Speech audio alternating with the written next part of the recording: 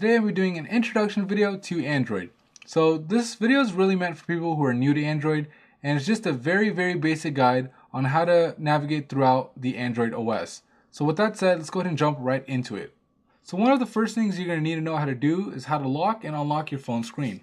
And the way you do that is you're going to press the power key, either located at the top or the side of your device. But regardless of where it is, when you tap the button, it's going to turn the screen off. And this prevents you from pocket dialing and also prevents you from wasting battery life when you're not using the phone. But when you tap the button again, it brings the screen right back on to what is called the lock screen. Now, this screen doesn't let you do anything. I mean, pretty much it's a locked screen. So to unlock it, you're going to have to do some kind of swiping gesture. Either it's swiping up or to the side or some kind of combination of those depending on your phone. In this case, you just swipe up and it takes you to what is called the home screen. The home screen on Android is very similar to the way the desktop is on a Windows computer. Basically, it's a space where you can put your application shortcuts, you can move them around from place to place or even screen to screen in this case, and when you drop it, you've rearranged your home screen. This phone has 7 different home screens, as you can see. Some phones only come with 3 or somewhere in between. Really depends on your phone model, but that's pretty much how your home screen works. So if this is your home screen or desktop on a computer, then the application launcher, which is at the very bottom left or the bottom right or on the center, but the icon looks usually like that right here, it would be your all programs list. So I'm gonna go ahead and tap this guy and you can see it gives me my full list of applications that I can scroll through. And if I wanted to add a shortcut to my home screen, I could press and hold on it and you can see I just drop it right there on my home screen so I could easier access it later on. And if you ever change your mind on having the shortcut on your home screen, you could easily delete it by pressing and holding on it and dragging it to the very bottom where it says remove, letting go, and it's gone. And you don't have to worry about it deleting from your phone itself because it's still there. It's just deleting the shortcut itself. If you want to actually remove the app from your phone, you'd have to uninstall it, and there's a tutorial on how to do that on phonebook.com.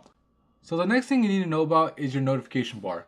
This is the bar at the very top of your phone, and this is where you can see your time, your battery life, your signal strength, your wireless connections that are on, but most importantly, the notifications. And the notifications that show up here can be anything from voicemails, text messages, to emails, to updates, or anything like that. Basically, any notification will show up right here. To access it, you tap it at the very top and scroll down.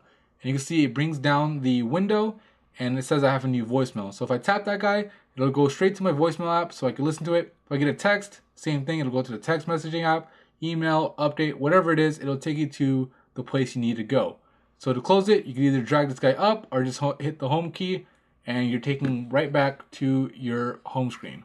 So one of the most important things that you need to know about is the menu key. And the menu key is this guy at the very bottom on your phone. You can see it looks like that. Might look a little bit different on your phone, but for the most part, that's what it looks like. And pressing it brings up you menu options. Now, the menu options change from screen to screen depending on what you're looking at. In this case, you can see it gives me options for notifications, main settings, personalize, ringtones, and wallpaper because I'm on my home screen. If I go to my messages and press menu, you can see it gives me different options like delete, compose, group message, settings, drafts. So whatever window you're looking at, if you want more options, tap the menu key. And if you don't find the thing you're looking for within those menu options, you might want to try something else, which is called long press. So on Android, long press is the equivalent of right clicking on a Windows computer.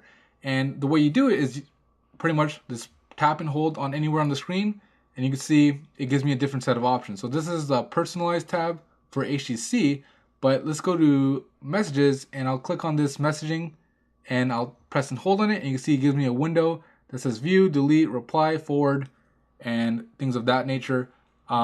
It changes with every application you're on. So if I go to calendar and I long press on something, you can see it just gives me the option for a new event. So it changes from screen to screen, but again, if you're looking for another option that currently isn't available, try that. So now that you know the basic ways to navigate throughout the